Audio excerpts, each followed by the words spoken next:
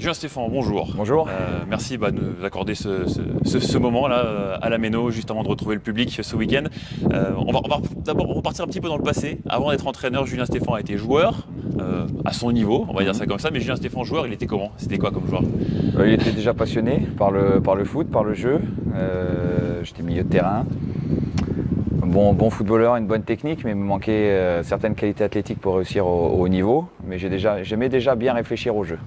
Du genre à beaucoup parler sur un terrain? Oui. Je pouvais parler, replacer, encourager, des fois faire aussi des remontrances, ça pouvait m'arriver.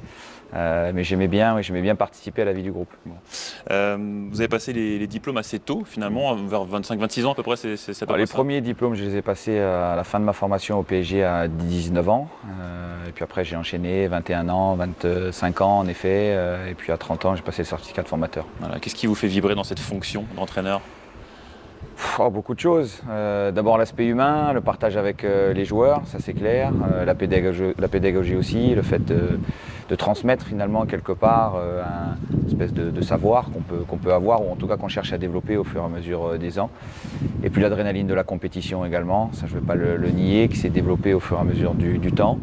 Je n'étais pas trop marqué par la compétition au début de mon travail de formateur, et puis ça s'est accentué par la suite. C'est pour ça aussi que je me suis tourné vers le monde senior. Oui, parce que pas mal d'années passées auprès des jeunes, Dreux, Châteauroux, Lorient, Rennes. Première équipe senior, donc c'est la réserve de Rennes, si je ne me trompe pas. Est-ce que ça a été formateur d'être formateur?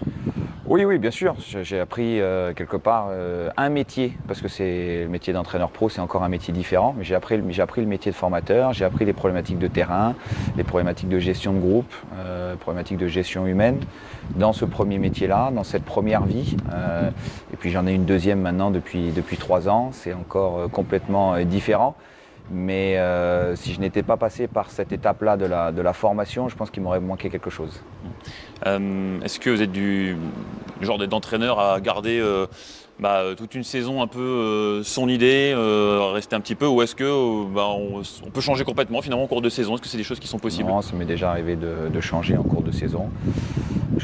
J'ai un parcours un petit peu singulier, puisque ma première expérience, je l'ai faite lors d'une prise de fonction en milieu de saison. Donc dans ces cas-là, il faut vite s'adapter. On ne peut pas mettre grand-chose en place. En tout cas, dans les 2 premiers jours qui ont précédé mon premier match, je n'ai pas pu mettre grand-chose en place. Il a fallu être très, très pragmatique.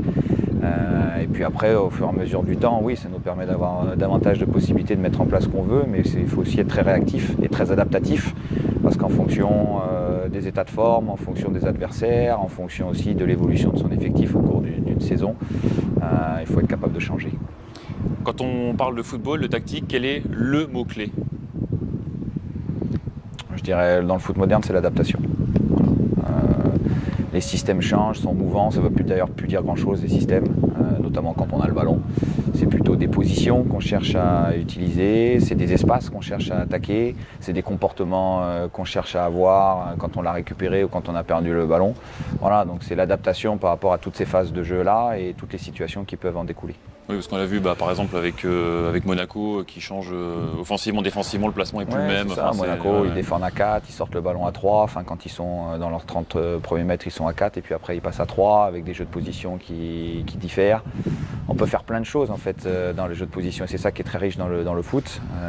Et donc forcément, cette observation-là et cette adaptation nous demande d'avoir des comportements différents en fonction des situations. S'adapter d'un match à l'autre et s'adapter en cours de match aussi. Enfin, complètement. On continue. Comment ça s'organise donc ici depuis votre arrivée avec votre staff? Si vous pouvez détailler un peu qui fait quoi, comment ça s'organise au quotidien en fait? Dans le quotidien, on a déjà un staff qui je découvre très compétent, avec 2 préparateurs physiques qui étaient déjà au club, un entraîneur des gardiens, donc Steph Cassard qui était également là, Jean-Marc Wentz qui était un des adjoints de Thierry Lauré, avec qui j'avais collaboré à Rennes, donc ça me fait aussi gagner du temps. Et puis ils sont arrivés avec moi Mathieu Le Scornet, donc qui est aussi un adjoint technique, plus Rudy Cuny à la vidéo. On a la chance et le bonheur d'avoir en plus eu Greg Dupont qui a intégré le staff il y a peu de temps. Donc voilà, il faut pouvoir déterminer auprès de chacun, en tout cas avant chaque séance, des rôles bien précis. Mais il y a un partage dans la préparation de la séance. La séance se prépare toujours la veille de l'entraînement. Et il y a un partage sur cette préparation-là, sur les objectifs qu'on se fixe et sur les rôles des uns et des autres. va reparler un petit peu de cette méno. Vous étiez là, la journée des supporters. Vous avez vu un petit peu l'attente qu'il peut y avoir. Ce sera plein à craquer. À quoi vous vous attendez dimanche pour cette reprise? Forcément, je m'attends à beaucoup de bruit, à beaucoup de ferveur, à beaucoup d'encouragement. J'ai bien senti, et pas que depuis le week-end dernier, j'ai bien senti déjà depuis plusieurs semaines les attentes qu'il pouvait y avoir. L'équipe sort d'une saison difficile, il faut qu'on reconstruise, mais il faut aussi qu'on puisse contenter ces gens-là. On ne gagnera pas tous les matchs, mais en tout cas, il faut qu'on soit en capacité de leur fournir du spectacle, de la joie, du bonheur, et que cette équipe défende finalement l'ADN et les valeurs de la région. Ça, c'est indispensable pour nous. Après, on essaiera au maximum de les contenter, de les voir heureux et de remporter des victoires. On sait que quand le public est là, on sait que ça porte les joueurs. Voilà, ça c'est presque avéré scientifiquement, je dirais. Mais quand on est entraîneur, la différence, elle est palpable ou est-ce que c'est totalement différent? Non, elle est énorme aussi. Elle est énorme pour avoir vécu les deux, et notamment la saison dernière, une saison avec quasiment personne dans les stades. C'est aussi un moteur pour nous, c'est aussi porteur pour nous sur le côté, c'est aussi stimulant pour nous. Et quand ils ne sont pas là, il nous manque quelque chose. Donc après, il faut rester lucide, bien gérer ses émotions, même quand on est porté par un public très très chaud, pour ne pas s'emballer, pour ne pas non plus faire n'importe quoi. Il faut garder la tête froide. Mais c'est une arme considérable et qu'on espère bien utiliser durant toute la saison. Est-ce que pendant les huis clos, il fallait faire attention? On a vu quelques entraîneurs se faire un petit peu attraper parce qu'on entend tout. Et parfois, dans l'émotion et quand on est un peu à chaud, parfois les paroles vont un peu vite. Ça aussi, c'est bien d'avoir du public pour ça. En tout cas, pour un entraîneur, quand il n'y a pas de public, c'est complètement différent, dans le sens où on est acteur complet du match, parce qu'on se fait entendre par les joueurs. Quand le stade est plein, on ne peut pas se faire entendre par les joueurs, même pas à 20 mètres. Donc notre moment d'intervention principal, il est à la mi-temps, une fois que le match a démarré. Lorsque c'est huis clos, on a des possibilités qui sont autres. Après, il faut faire attention, parce que le jeu appartient toujours aux joueurs, le match appartient aux joueurs, il faut aussi les laisser s'exprimer. Vous êtes du genre à haranguer un peu la foule? Vous tournez vers le public des fois, dans certains moments, ou pas du tout? Pas haranguer la foule, mais par contre, prendre de l'énergie auprès d'elle, oui, c'est important. Pour les joueurs, c'est important, pour un staff aussi. Après, je crois qu'on a chacun notre caractère aussi, chacun notre personnalité, et qu'il ne faut pas se transformer ou être contre nature. Premier petit bilan, maintenant la prépa, elle touche à sa fin. On va vraiment entrer dans le vif du sujet maintenant. Le bilan depuis votre arrivée, et puis qu'est-ce qui vous a le plus plu ou surpris en arrivant dans ce club? Il y a beaucoup de choses qui m'ont beaucoup plu. D'abord, l'atmosphère générale. Je trouve que c'est un club qui dégage beaucoup de sérénité. C'est aussi très sain à l'intérieur. Un groupe de joueurs très très à l'écoute. C'est vraiment beaucoup de bonheur pour nous, le staff, de pouvoir fonctionner avec ces joueurs-là depuis le début de la saison.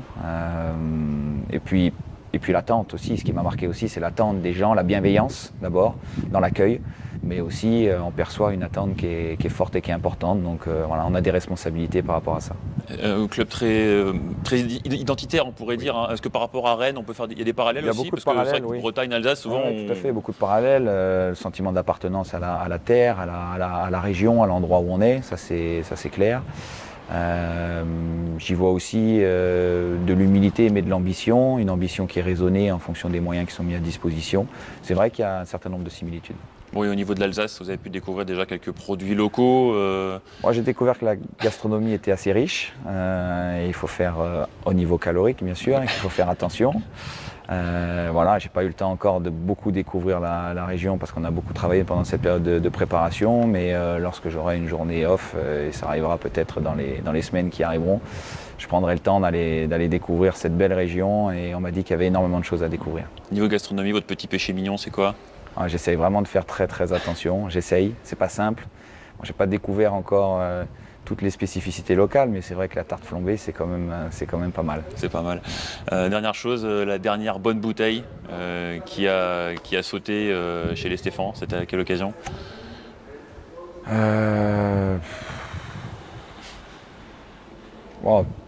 Sur le plan professionnel, c'est peut-être lorsqu'on s'est qualifié en Ligue des Champions l'année dernière avec le Stade Rennais.